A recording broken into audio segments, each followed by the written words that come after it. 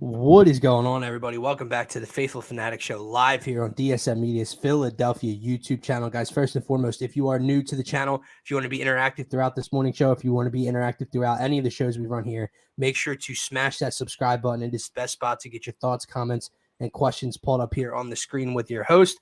I'm one half of them this morning, Dylan Davis. To my left, my faithful co-host, Scotty. Phillies opening day 1 week away. We're going to get into some team and player projections. The Sixers cannot take down the healthy Phoenix Suns last night while being shorthanded. Can they survive this West Coast trip and stay alive in the playoff hunt for Joel Embiid to come back healthy? And it is the best 2 days of the entire 365-year calendar, Scotty. March Madness begins today with the full 2-game slate of the first round today and tomorrow. So we're going to talk a little bit about the bracket, our brackets, what we got. It's always a very difficult year, man. And we say the same thing every year, but this year, I said this to you the other day, I'm not finding a route really other than chalk. Like Final Four, my championship, I keep coming out the chalk, and it just never happens. It does not really work that way. So never works out like that. We'll see how my day goes, man. But happy Thursday, and what's going on? Yeah, happy Thursday. Got the odd day of the week here. We're doing the show, but Dylan's going on vacation. Not a ton going on right now. Obviously, Philly's starting up, but that's next week. We'll have plenty of time to even dive into that a little bit more next week. But I'm happy to get into it today. You mentioned it. The West Coast trip started last night. It was a very disappointing start to the road trip, I would say, given the 2-game win streak the Sixers were on going into it. But nonetheless, it's going to be a tough road trip. So you gotta lower the expectations a little bit here, even for as low as they were, right? So I'm preparing myself for that, but we can of course discuss that as well because it's going to be tough. But happy Thursday, man. Happy to be here and started the morning. I've been up since 6. I took my wife to work and had some baseball to watch early in the morning. Cashed some slips. It's crazy, early, man. so. It's so different and random to wake up and have like regular season action going on, especially like me. Like I placed a bet at like midnight last night. While preseason is going on. Yeah, you know what I mean? Like the Phillies played a spring training game at 6 p.m. last night. Like, it doesn't make a ton of sense, but like you wake up with something on it. And fortunately for us, we are 2-0 on the young season through these 2 games, Scotty. So let's keep that ball rolling. But Sixers didn't survive flu season. I'm not surviving whatever the hell's going on over here, but they're definitely not surviving this road trip. Let's start there, man. Obviously last night you're still missing Joel Embiid. You are still missing Tobias Harris. You are still missing DeAnthony Melton. Tyrese Maxey has his worst game possibly of the season. I mean, that Miami game kind of sticks out. What was that, Christmas night? This might have been worse or maybe the second worst game of this season, man. It was very, very bad last night. They go down by 13 to the Phoenix Suns in Phoenix to kick off this trip. And I don't want to use the word confused because it's predictable. It's all very foreseeable when you talk about the injuries, specifically to Joel Embiid. Like you're missing your best player, possibly the best player in the world this season. And then you add on a couple of supporting cast that are also out. You're playing Kevin Durant, Devin Booker, Bradley Beal, a healthy Suns team on the road. You're going to lose this game. Like I don't think it takes a brain surgeon to figure that out. Yeah. But I'm just confused at the other pieces. The pieces that are available that I keep going when they have a night or two, man, I can't wait to see them with Joel Embiid. And then they have a night where they don't even look like they belong on an NBA basketball floor. And no, I'm not talking about Tyrese Maxey, but I'm just talking about the fact like you have a Kyle Lowry last night, man, who somehow single-handedly went off against the Miami Heat and kind of took the game over down the stretch for the Sixers to come away with a win. 2 for 6, took 6 shots last night. Team was struggling. He only takes 6 shots, has 5 points. Yeah. I mean, just there's not enough volume right now. Obviously, Maxey was bad. Oubre's taken 20 shots. That's unbelievable. Buddy Hield, 3 for 8, 7 points. Right? Like Paul Reed, 2 for 9, 4 points. The supporting cast, I don't know what to make of it, and I'm still trying to figure out what's going to fit around Joel Embiid. The one thing I will throw to you on top of that, what your thoughts are on that, but also it's been a couple games without Tobias Harris. And yeah, they lost last night. But how does this team somehow look better with him off the basketball floor, Scotty? They look like a more free-flowing offense. They look more locked in defensively. They look better somehow. Not you can kind of exclude last night, but the Heat game we didn't get to talk about. They somehow look like an NBA team without him on the floor.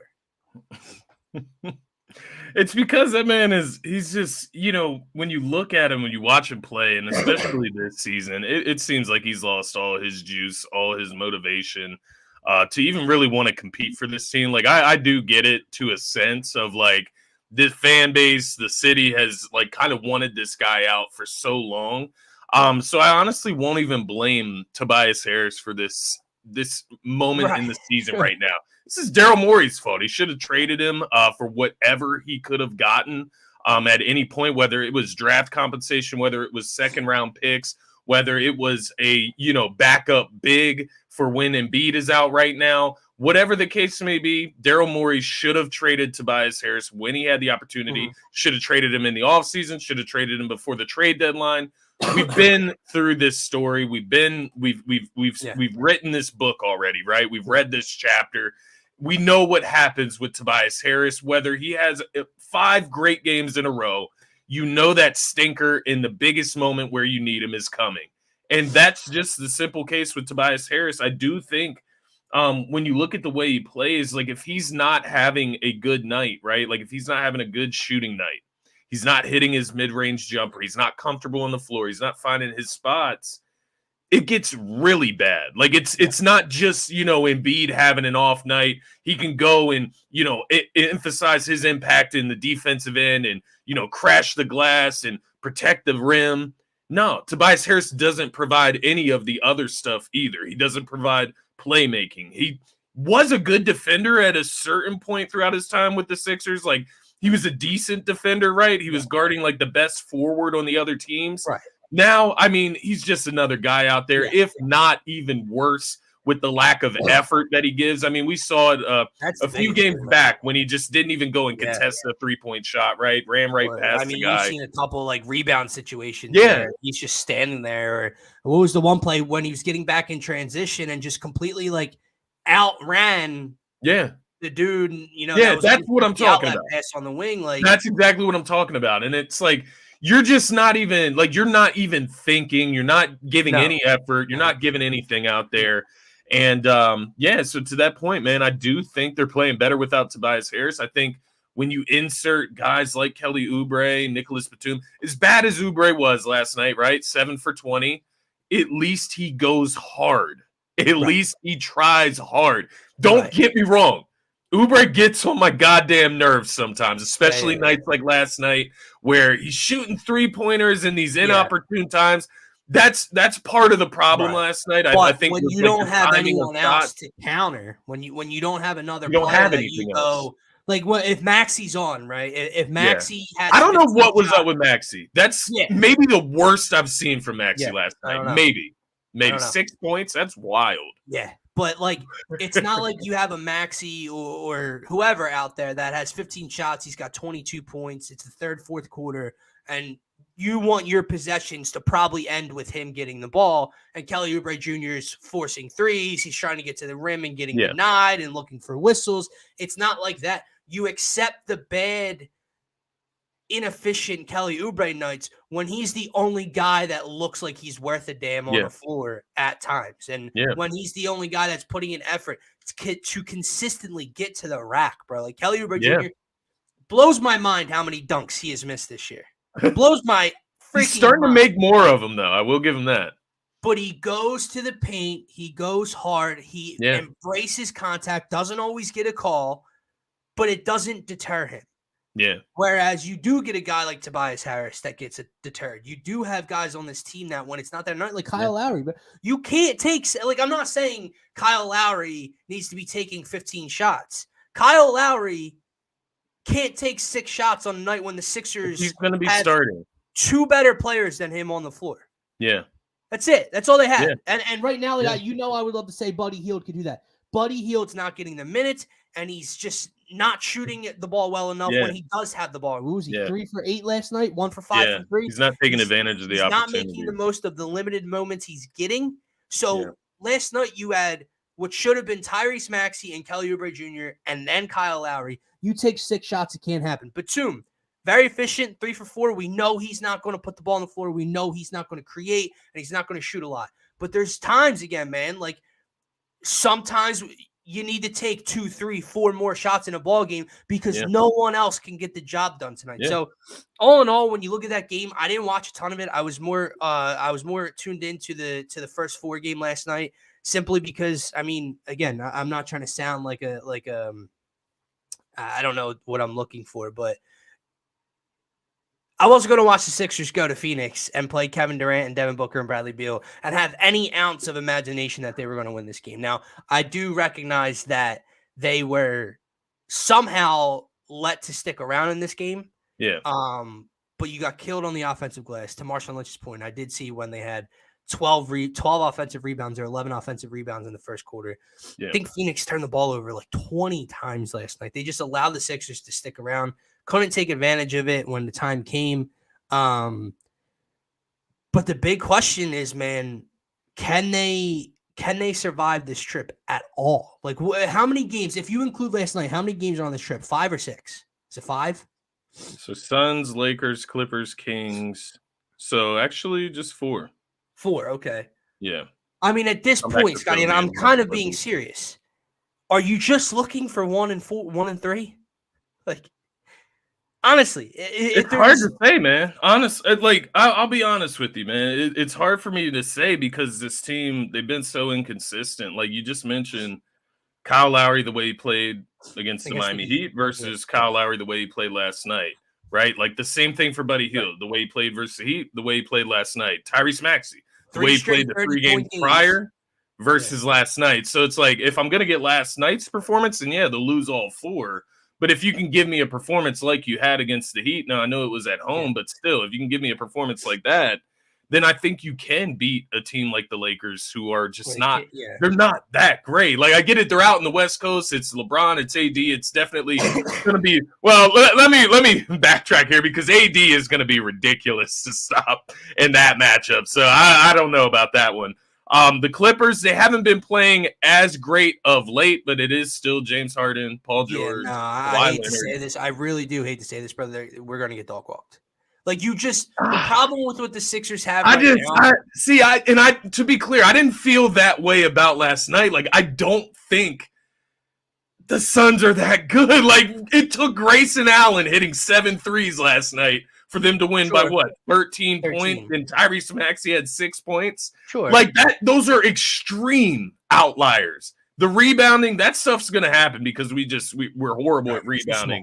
KD, Devin Booker, that stuff is gonna happen, but like Grayson Allen, 7 or 8 threes last night. I hear Royce O'Neal tearing up. Tyrese Maxey, horrible game. Star talent. And like last night, again, to your point, like the Suns did have all those offensive rebounds. Yeah. The Sixers didn't have anybody and had Maxey have a shit night. Even Oubre had their 18, their leading scorer was inefficient, and they still only won by 13. So I know that sounds nuts, but when you talk about the trio of Beal, Booker, Durant versus us, you're going to talk about Harden, PG, Kawhi potentially versus us. You're going to talk about LeBron, AD, and all those pieces against us. You're going to talk about Fox, Sabonis, all those shooters against us. I just can't fathom a world where they get a win. I pray that I'm wrong. I hope they somehow find a way to win 2 out of 4. But I look at the star level, man, and I go, and even though they look better without him, you take away your max contract player, and now KJ Martin has to play double-digit minutes, and some of these undrafted free agents have to play double-digit minutes, and it's like, wow, we're really getting deep into this rotation. Yeah. I don't know. We're just going to have to monitor it over the weekend, come back to it next week, and pray that the Sixers can stay a top 8 seed. I said that to you before, man. I think that's my ultimate goal. I'm done like kind of hoping and praying that they somehow get the 6th seed. I'm not saying it's out of question, but don't be the 9 or 10. My hope would be you get Embiid back the final week of the season or heading into the postseason, right? And you get to that play. And if you're the 7 or 8, you got 2 shots at winning, at getting into the playoffs. And if you're a 7 or 8 and win the first shot, You avoid at least Boston in the first round, and you get to probably play like Milwaukee or something in the 2-7 matchup. You get to 9 or 10, you got to win back-to-back elimination style games all to go play the Boston Celtics. At that point, I know we said it's worth it a couple days ago. At that point, I don't know if it's worth it to bring them back. Now, like we said, if there's no possible further injury or further damage to that specific knee because of the surgery and everything, if that's even a possibility, you shut it down. If not, I would say play them. But you get my point. Like if you gotta win back-to-back single elimination games, and your prize is to play the Boston Celtics in the first round. I mean, I still want them. I still want them back. But it's just, damn, man. So my point of that is, please stay out of the 9-10 scenario. Yeah, no, I feel you. I think you know where I stand with that. I think he should play if he can play. You don't have time to waste, like with Joel Embiid's career right now, and so if you have a chance to compete in the playoffs, I think you do it.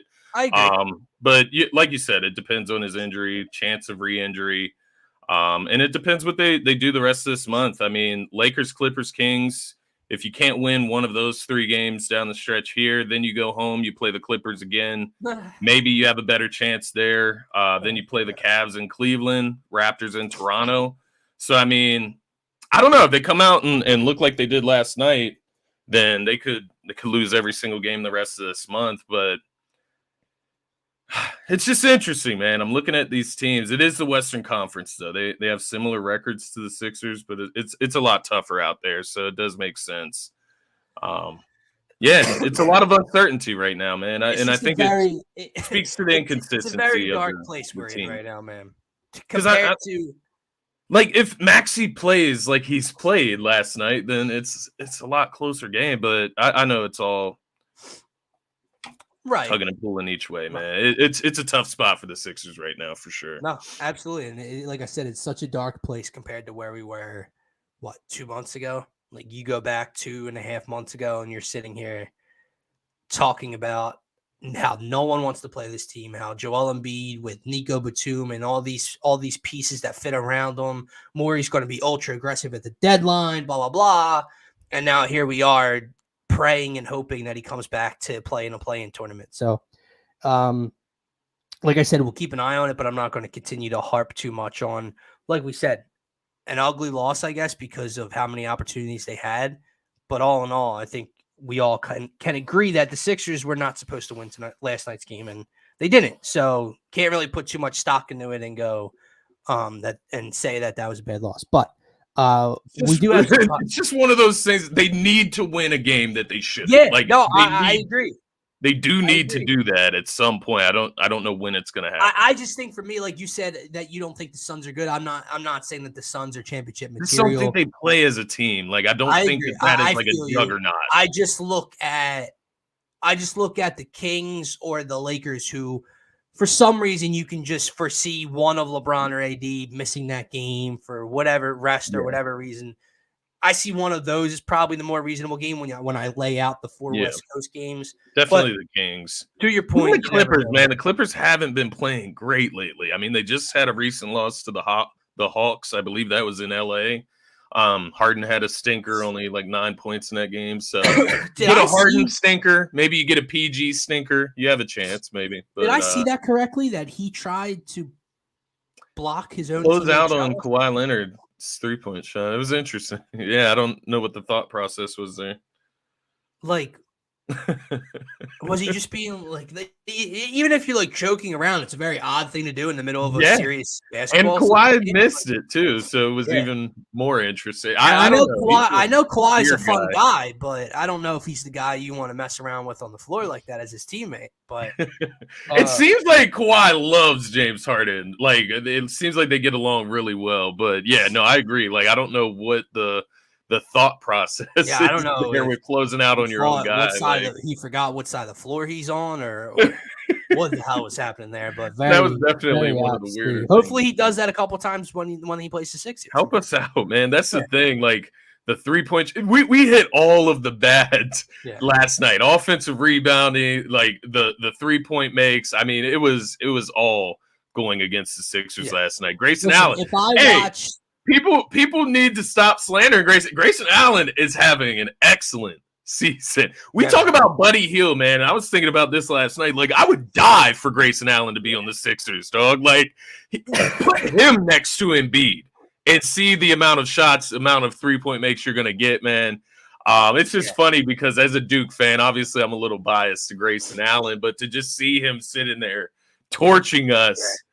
I'm reminiscing on the Duke national championship, right? When he went off against Wisconsin. I was all the way back there. A freshman, man. He's got the gray hair now, man. He's getting older, but it is weird to see. And he's turning got into a solid player, man. He's got a beak on him from the side profile for sure. Oh yeah. But no, he chucks, bro, and he's very efficient from deep. He is, man. It's crazy. A decent amount of time on primetime on ESPN, on TNT, on ABC. He always lights it up. So so in the games that I've seen that I've had money on, like, dude, like I had, the 3-bet thing they have on DraftKings right now, like bet the first 3-point score and get a free bet for every 3 made. I think they played Denver and I took KCP for it. Grayson Allen, first possession of the game, catches pass on the wing. All you hear is bottom of the net. And the thing is, man, he's athletic too, right? Like, so he could dunk, he could rebound, he can play make. He can do a lot of things, man. I'm interested to see where he. And the good thing is he is out of his kicking stage as well. It seems like so. No more of the little things. That's passed on the Philp. But we'll see, man. We'll certainly see, man. Speaking of bright times, hopefully the Titans, you can tell, kick off opening day a week from today. So just a few questions to go through, man, regarding spring training, regarding some player and team projections. Obviously, we'll do a Phillies season kickoff show next week heading into opening day. But for right now, let's continue our conversation we had on Monday. And that was kind of the center field option between Johan Rojas and Christian Pache. Obviously, you could throw Whit Merrifield in the conversation if you wanted to. That's obviously an option. But just focusing on the two of them, man, I'm at the point right now where I'm going back and forth with myself on, has Christian Pache done enough to not only make the roster, but have an argument to start or be in a platoon scenario? And I think the answer is yes. And then the other side of the coin is, has Johan Rojas done enough to be in this situation to even have an option to be on the field? Yeah. And right now, I think the answer is no. And when you combine that, I don't see how Johan Rojas is your opening day center fielder. Like I said, Whit Merrifield can certainly be in the conversation, because if you want to move Brandon Marsh back to center field and you play Merrifield in left, I think that's fine with me as well. I might even prefer that as my starting lineup when you look 139. But in terms of Pache, Rojas, Marsh playing left, I'm going with Christian Pache right now. And it pains me to say that because, last year I was not a Pache guy. Obviously, I love to be proven wrong, especially when it helps the Phillies win.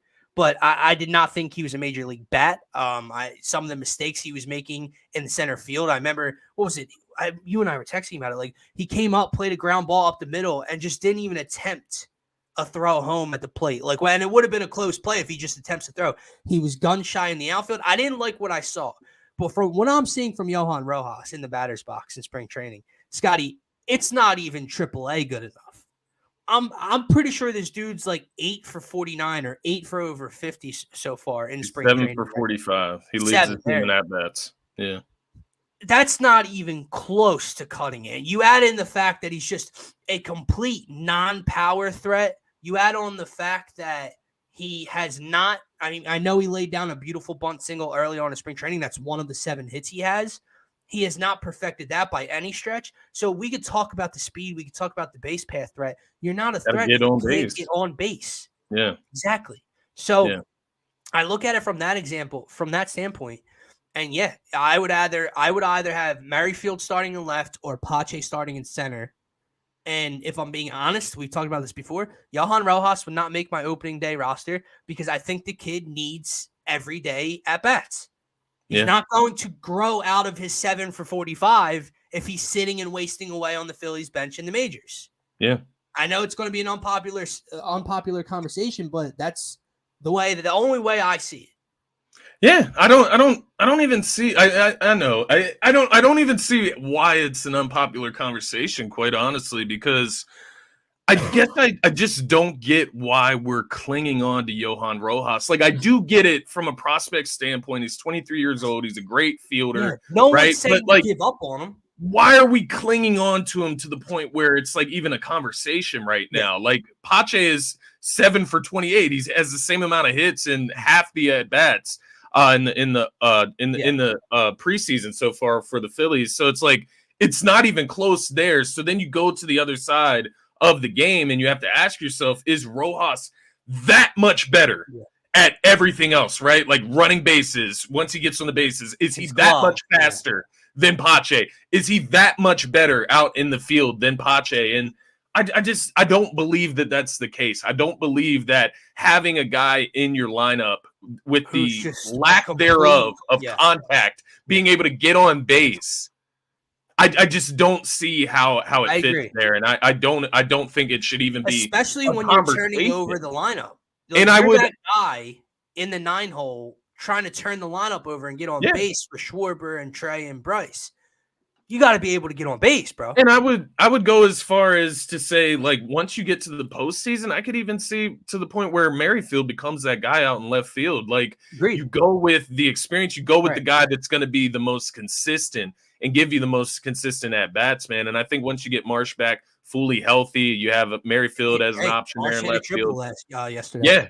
So you roll with that, I think, once you get to the postseason. But we have all season to figure that out. I think right now the big thing is I would roll with Pache and Merrifield as my options to rotate out there. Obviously, Marsh included in that. I agree. But yeah, man, I just like Rojas is 23, Pache's 25. Like, what are we clinging on to? By the way, for everybody out there, no one's suggesting to give up on Johan Rojas. That's not like that. No, I'm not saying that. That's why I suggest to send him down because like you know this. He can't improve from just taking BP every day. Yeah. He can't improve. He needs situational awareness. He needs all of it. Like let's say he plays 1 out of every 3 or 4 days. He plays 1 game against the Atlanta Braves. He goes 0 for 4 with 2 strikeouts. Well, in the moment, because to us it's going to be a big game against the Braves, even though it's the first series of the year, right? Yeah. To us, we're going to say this isn't good enough. But get him out of here. What do you want him to do when he doesn't play the next 3 games and then comes back in off the bench and starts the 5th or 4th? And what's that due to his confidence? Better. Well, that's the point. Exactly. Yeah. What happens when he's batting 0.88 to start the year? Yeah. Plays every 4 days. How does he build on that? And continues to struggle. It's not going to play out well for, like you said, a 23-year-old. He needs to develop on the other side, Christian Pache, you have him. Maybe he is finally hitting the spot where he is getting comfortable, where he's growing into the player that he's supposed to be. And I think he deserves that chance as well. Like, he's earned, and that's what we're having the conversation about. Christian Pache has earned that, and Rojas by the way, has not. You asked that question earlier, and I think it was a very good one. Where, why is this so unbalanced? Yeah, where Rojas has such upper hand in people's minds, and I just think in the offseason, obviously he played in the postseason, he started in the postseason, and I think in people's minds he was going to be that piece. Yeah. That young guy out in center field, right? I know what you mean. And on the other side as well, Pache showed nothing. Like, Pache was like a 143 hitter, lacked power as well. Obviously not as fast, not as quick, not as good out in the field. So to me, I think at that point, it was Pache just trying to make the roster and Rojas trying to lock down the everyday center field position. Yeah. And I think it swung so much in the other direction where people don't want to admit that Rojas can't play up here right now. And I think the bottom line is he can't. I'll tell you, you don't want to die because they probably died on the Rojas hill, and that's the problem, right? Like, maybe put all your eggs in that basket. Would be Martian center and Merrifield in left, and obviously, like you said, I think the playoffs when you go with like my go-to lineup if I need this game, Merrifield's going to left and Martian's center. I wholeheartely agree. I think, obviously, again, you have to let young guys develop. You have to balance winning now and have the young guys in the lineup to grow. But, when you are trying to win games, if you are trying to compete for a pennant, you have to go with the guy that's been around the block. And Whit Merrifield has postseason experience. That's what you brought him in for. At time, in the first half of last year, he hit over 300. He hit double-digit home runs in the first half of last season. He can hit major league pitching on a consistent basis. He's good in the field. He can steal bases even at this age. Whit Merrifield would be my starter in left. Brandon Marsh would be my starter. He's actually leading the team in hits in the preseason so far. Whit Merrifield. So 12 for 32. So. Oh yeah, dude, the dog poster. Yeah, Kansas. Fire stuff. You gotta see the one up top though. The one up top's better. Yeah, Super Bowl. Never forget. There it is. Never forget. Nicky Dimes up there. Backup quarterback everyone needs. Forever ruined the expectation of backup quarterbacks in Philadelphia. Up everything now. Sorry, Kenny Pickett. Next question I have for you, because this is something that came up. Sir. There you go, buddy. There you go. Good morning, too. This is something that came up the other day, and obviously the last couple of days because he has not been playing. Rob Thompson said he's not worried about it. He'll be good to go for opening day. Bryce Harper is back, and obviously he's had these issues in the past. I believe he even had these issues when he came back last year from the Tommy John. Obviously, Bryce's health is important. Duh, you want Bryce Harper to play every day if he could. Yeah. But I'm looking deeper than that. How important is Bryce Harper's health organizationally? And what I mean by that is you made the decision to move on from Rhys Hoskins and pivot Bryce Harper from right field to an everyday first baseman. If this is an ongoing issue, I'm not saying it's going to be.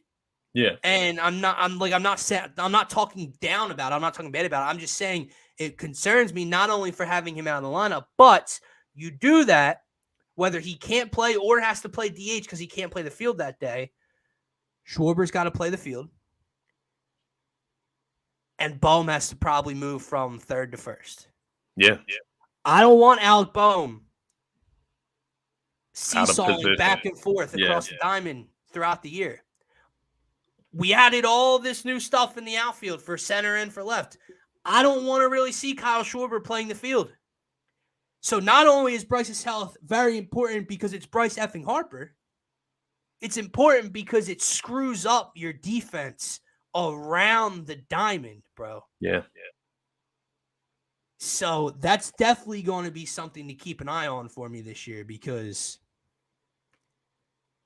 I don't want that. And I don't want, Bohm moves to first, Merrifield plays third, or Merrifield plays first. Merrifield can play second, Merrifield can play left well. That's where I want him to play when he gets his time. So not only do you not want to be missing Bryce Harper from your lineup every day, you don't want all these adjustments defensively. Yeah. And it's just, overall, it doesn't give you confidence going forward. I don't know. I'm getting some kickback here. Are you hearing that as well? Like the echo? No? Okay. It's just on my end. Good. It actually stopped just now. So there you go. Nonetheless, it is concerning overall for the Phillies. I mean, when you start the season, right? Like, can't we just start the season with things going great, right? Like, everyone fully healthy, not coming off the World Baseball Classic, right?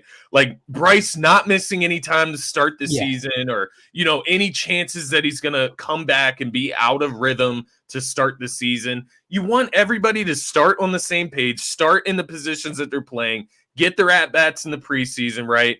Spring training, and go from there. You want to start the season popping, and that's what I want to see from the Fightins. And so when you hear this, you hear the back, and you hear all the concerns on top of Bryce Harper wanting the extension this offseason. How ironic that you also get it's just like a come on. Yeah. It's like, and it is one of those things. It's like, I'm not going to take it to like the Embiid level. Like, we got to do it now. But it is like, we need to get after it now. We need to have healthy seasons and we need to be at full strength. So from a confidence standpoint, it's more or less like, Here's another thing to worry about. It literally wears on you, bro. Like it's wearing on them physically. It's like I shouldn't have to worry about Bryce Harper. Yeah, like that should be the one thing I don't have to worry about. Their injuries wear on them physically. They wear on me mentally. Because it's just like, why? Yeah. Like, I'm looking up for you. Why can't we just have a clean start, Why? a fresh start, not have That's to? the big And again, question. it's not like something. It's not like he got nicked in the finger. And maybe he's fine. And his maybe finger he is hurts or fine whatever. by opening day. Right. Maybe he is. But like, my point about the back is, it's something that's been a problem for Bryce before. Something that can linger. And exactly, that shit lingers, bro. And the littlest thing can mess it up. And that's what I don't understand. Like, the whole, he could DH. How the hell can Bryce Harper swing a bat the way Bryce Harper does with a back injury, but he can't play first base? That part would not make sense to me. So that doesn't make sense. The littlest things, weightlifting, the way he stretches, the way he swings so violently. Yeah. Any little thing can tweak it at any time. So they got to make sure they're on top of that. I mean, how do you feel? Pre-game routine. How do you feel with that thought in your head? And like, obviously, maybe Rhys Hoskins wasn't realistic, but just having some type of. That's my point. You committed. You committed to moving him to this position, and you moved on from your everyday guy. Which again, I think it's a smart decision. You built up your kind of youth and speed and future in the outfield. You had those replacements there for him. Yeah. But you did take a risk, so now you need his health to pan out. And again, we're not suggesting that it won't. We're not, and Bryce has dealt with a lot of injuries, obviously, here in his short time in Philly. But Bryce is always there when you need him. Like, Bryce hasn't missed postseason play. He hasn't missed games really down the stretch. Yeah. He's always there. It's just there's been a decent amount of just little jabs, right? Yeah. He got hit in the face. He got hit in the hand. He has the back issue. He has the elbow injury. You have these issues, and it's like, all right. Again, no one's playing 162 games plus the postseason. But can Bryce just be healthy for 90% of the season, 85% of the season? And when you look at what the Phillies have been able to do over the last few seasons, getting better each season, right? More regular season wins, putting themselves in a better spot for the postseason. How can you improve to the next level, right? Yeah. And I know we've already talked about this, winning the division, how hard that is going to be to overcome the Atlanta Braves in the regular season. But to even have a chance, Bryce has to be right? Like, you can't have a lingering back injury this season. And you can look right over to the Sixers, man. DeAnthony Melton, he's been dealing with that back injury since he got to Philly, even before that, coming over from Memphis. And we saw him come back for 1.5 games this regular season, then out again for an indefinite amount of time.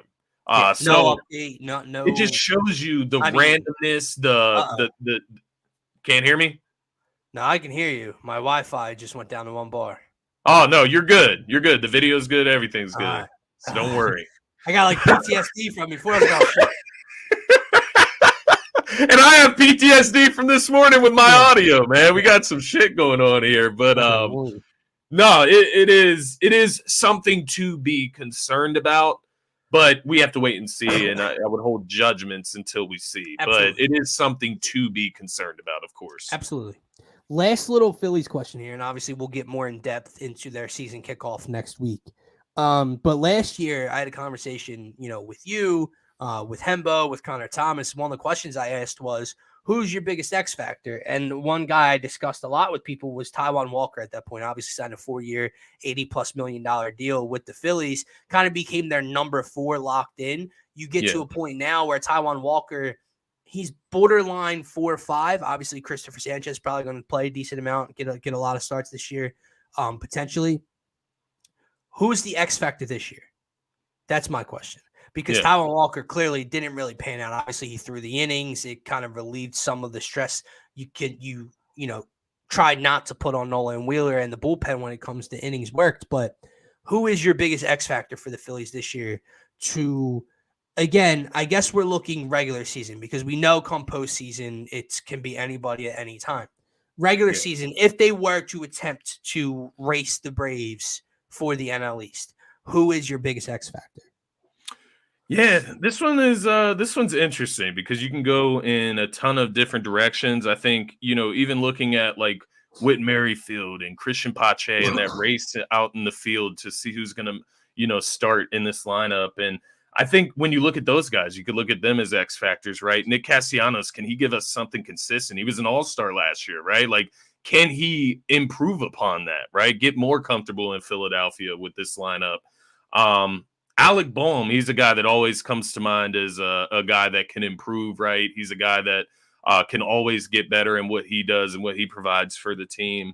And then you can go to the pitching staff, a guy like Ranger Suarez, him getting more experience in the postseason last year, kind of filling his role, finding his identity within the team as well. But man, my mind instantly goes to Bryson Stott. And it's interesting because I don't know if this is correct, but I kind of feel like he's just kind of flowing under the radar this spring All training season? and to start this season. And I haven't heard much about expectations for Bryson Stott and what he can improve on and where he can help impact this team. But I think the thing that I like about Bryson Stott is just the consistency, man, the ability to get contact, get the ball in play, and get guys home. He can get on the plates. And that's why I think Bryson Stott, when you look outside of like the Bryce Harpers and the Trey Turners, like those are your MVP candidates for the team. The Zach Wheelers and the Nolans, right? The next tier of guys, I really like Bryson Stott. I think it could be him or Alec Boehm, one of those guys to take the next step. But I just kind of like Bryson Stott, his personality. I like his kind of his mental approach, if that makes sense. He comes off very confident to me compared to like an Alec Boehm, who's very expressive. You can tell when he's frustrated or in his head.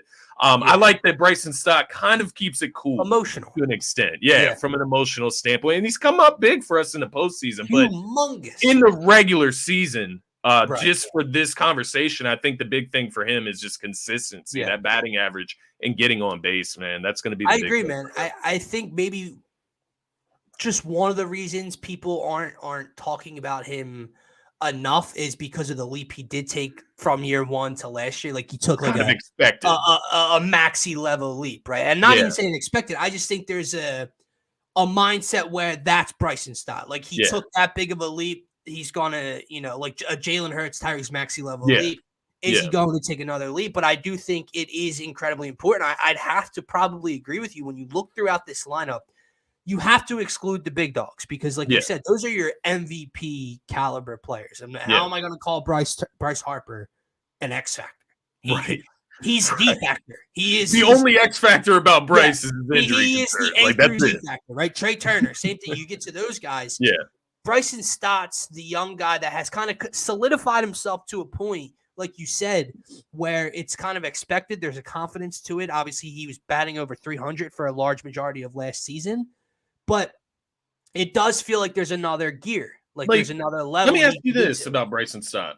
What do you think his ceiling is as a player?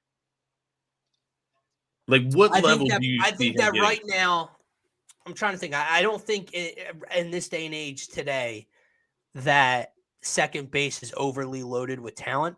Yeah, but I do think they have a lot of solid pieces, solid players around the league. I think right now Bryson Stott's a top 10 second baseman. I think he's like closer to 10, probably like 9 or 8, 9 or 10. I think Bryson Stott's ceiling is a top like 4 third baseman, top 3 third baseman in the league. And obviously you have a guy like Jose Altuve who's getting older and probably making his way out the door where that opens up an even higher ceiling. So I think Bryson Stott can be a top 3 to 5 second baseman in the league. I think he's good enough and talented enough at the plate to adjust where he is a 300 hitter, like for a full season. He is like a 303 hitter, something like that. Yeah. The power seems to continue to tick up, right? I mean, he had the grand slam in the World Series, not in the World Series, in the wild card against the Marlins.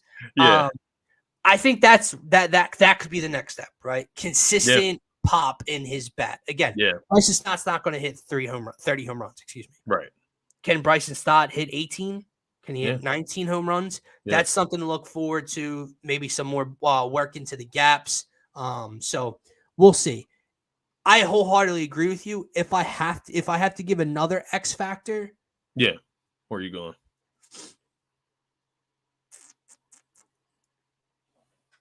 I want to see if Brandon Marsh can be an everyday player. And to do that, he has to be able to hit lefties on a consistent basis. He has to be allowed to hit lefties on a consistent basis. He has to be given the opportunities to play in those games. But I need Brandon Marsh to become a consistent player because you're talking about platooning center field right now, whether that be a mixture of Marsh, Pache, Rojas. I don't want to have to worry about platooning left field as well. Like I don't need lineups. It's not saying it's bad, but I don't need lineups where Merrifield's in left because they're playing a lefty and Pache's playing in center for Rojas. I feel that. I don't need a second gap. I don't need a second drop-off in town. So I'm looking at Brandon Marsh. Can he be a consistent player to hit lefties? I think the power continues to produce when he's called upon. I think Brandon Marsh can be a very nice 280 to 285 kind of hitter for the Phillies. Yeah. I think on a good year, I think he can give you 15 home runs. And I don't know, at the bottom of the stacked lineup, I think he could drive in. I don't know what he had last year, but 45 RBIs, 50 RBIs, something. I don't know if that's a little high, but he had 60 RBIs last year. See, okay, well then I'm underselling what this lineup can 12 home runs, 59 walks.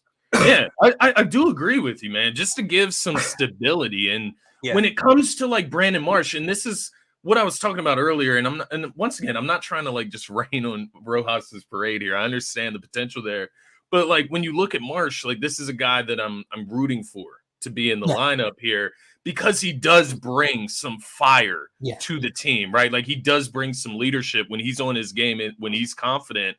He does bring some pop to this team, so that is why I like Brandon Marsh. And to your point, I think just from a consistency standpoint, you're not going to get it in center field, or if you have to opt to Merrifield in left field, you just know you're not going to get that consistency from a mixture of Pache and Rojas. Right. So you have to get it from Brandon Marsh. And I do agree with you there. Like when you talk about from a fielding and a consistency and just knowing what your everyday lineup is going to kind of look like. Yes. Brandon Marsh is going to be a huge X factor for that. I agree. Man, if you want to platoon center field between two guys and the 9-hole is the only spot that gets changed for every 3 days, whatever. Yeah. I don't need 7 through 9 being flip-flopped around. And especially like when you tell like Comper does give guys off. So it's not just the 9-hole getting flipped around. It's, let's just say JT's getting the day off. Now Stubbs is hitting 8th. Well, that drops people. It just moves up. Yeah. You don't need everything just messed around a lot. But before we wrap up here in the next 2 minutes, man, March Madness begins. Tip-off is in about 3 hours. Michigan State, Mississippi State kicking things off for us. Damn, it starts in the day. Thank God. Day sports, man. Oh, my God. The last few days, just real quick, have been miserable. Coming off college basketball from last week, the conference tournament. Yeah. And soccer's on a break right now. So I'm not even getting soccer during the day either, man, to get me through my work day. But So all you got yesterday, all you got was some 6 a.m. baseball the last 2 days. Literally. Was starving the rest of the day, fiending. Seriously. But no, it's exciting, man. I'm happy it's starting today. I think we're riding on the same dog early on today, too, man. Yeah, that would be a little Mississippi State Bulldog action, man. I'll start there with you. Yeah. I think the reason I'm leaning Mississippi State is 2 things. I hate when the public is all over one side, and I think that there's just so much belief, and it's the trendy bet, and it's the legend himself, Tom Izzo, and I just think that, January, February, Izzo, right? That's what people talk about. His team's lucky just to be in the tournament this year, man. They have talent. I'm not going to say they don't. Tyson Walker is a monster at times, and then he shuts it off at times. They have AJ Hogard. That they have 2 big guys in Sandogo, and I forget what the big nerdy white dude's name is, but they have guys. They don't shoot the 3 ball at a high volume. They don't shoot it well enough. They don't defend the 3 ultimately well. And like I said, I think they're 19-14 this year. I think they won one game in the Big Ten tournament. They got in off of their name. Mississippi State is a big defensive, physical team, and they have a point guard in this kid Hubbard, bro. I don't know if you've watched him at all this year. Yeah, I did. I got to watch them in the conference tournament.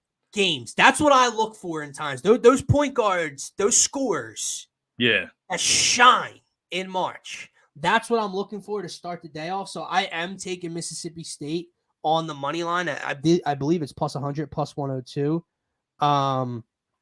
So we'll see what happens there, man. Yeah, but just your final four in your championship.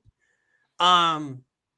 Ugly, man. I have chalk. I have UConn playing Carolina on the left side of the bracket, and I have Houston playing against Tennessee on the right side of the bracket. I think that Tennessee finally breaks through their little slump. I think that bottom right region, that Midwest region, Purdue and Tennessee both got incredibly lucky that they pulled these draws. You have a team in Kansas as the 4 seed who I'm getting upset. You have a team in Gonzaga who I think Gonzaga is a solid team, but you get matched up with McNeese, who's kind of everyone's darling as an upset. I know. Doesn't that scare you a little bit? Absolutely. With McNeese? Like, as everybody's upset. That's why I kind of went, like, just for that reason alone, I kind of went against it. But I don't know. I do get the idea behind it. I get the matchup in the way it looks. So I have those as my final four. And like I said, I don't love that it's chalk. I have UConn over Houston in the national championship. I know going back-to-back is not easy. I don't even remember the last team that accomplished it. I don't know if it was UCLA all those years ago. They're just the most complete team to me. They have size. They're great on the defensive end. They're obviously great on the offensive end. I mean, my God, they almost put up 100 against St. John's in the Big East tournament. Yeah. They have shooters all around. Yeah. They have a potential top 5 draft pick leading their way. They're just uber talented. I can't see them losing. I don't see a route they lose. I have them playing Auburn in the Sweet 16. That's going to be a very difficult game.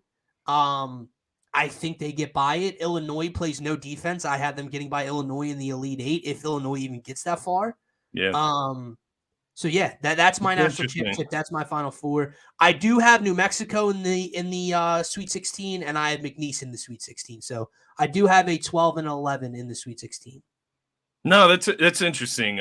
What you say about UConn and Illinois, because like when I got to my bracket, it was at that point is where I was like, if they're gonna lose, I have a feeling that it would be right here. Ultimately went against it. I did go with UConn in that matchup in the Elite 8 nonetheless.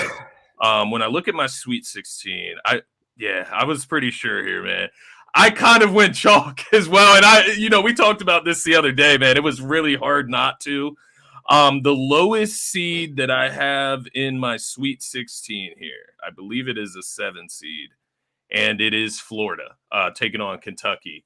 Okay. So that is the lowest seed that I have in the Sweet 16. That would be a shootout in the Sweet 16. That's what I want. I'm taking the over in that game. But no. Yeah, except they might set your over at 186. And then unrealistic expectations. But the next lowest would be South Carolina as a 6 seed. That would be the second lowest. Aside from that, it is fairly chalky in the Sweet 16. And going forward. So you get to the Elite 8. I have UConn and Illinois. I have North Carolina, Arizona. I have Duke and Kentucky. So I know we went a little bit different there. You had Houston getting to that point. Kansas and Tennessee then to round out the Elite 8. Then the Final Four, I ultimately went a little biased here. I went with Duke. I know it may be a little unrealistic, but I can't help myself. Look, I did myself some justice this year just by not picking Duke to win the national championship. Yeah. So they get to the Final Four in my book, but I have UConn, North Carolina, 2 1 seeds. And then I have Duke and Tennessee as my other 2 in the Final Four there, 2 and a 4 seed. And then national championship, I have UConn and Tennessee, and I do have UConn. Okay. Ultimately, connect in the national championship game. That'd be a hell of a thing. Yeah, and it's hard to believe like a back-to-back too, right? Like that. Yeah. That's hard to imagine. It's also, I said the thing with Michigan State, how I don't love when everyone's on McNeese. A ton of people are. Everyone's on. Everyone I see is picking UConn, so it does deter my thought. But they're the ones that didn't falter in the conference tournament. Out of all the top dogs, I get to each round and I go, "Is this the round?" I look at no, and they win enough and they'll get through. But Guys, that is going to wrap up this edition of the Faithful Fanatic Show. I got to get on up out of here. So if you are new to the channel, man, thank you. Make sure to support by smashing that subscribe button. We're still just a few away from our first 100 subscribers. Please help us out and get there. And we'll be doing a Phillies giveaway coming up shortly for you guys. For myself, for Scotty, have a great rest of your day. And see you next week. Peace, everybody.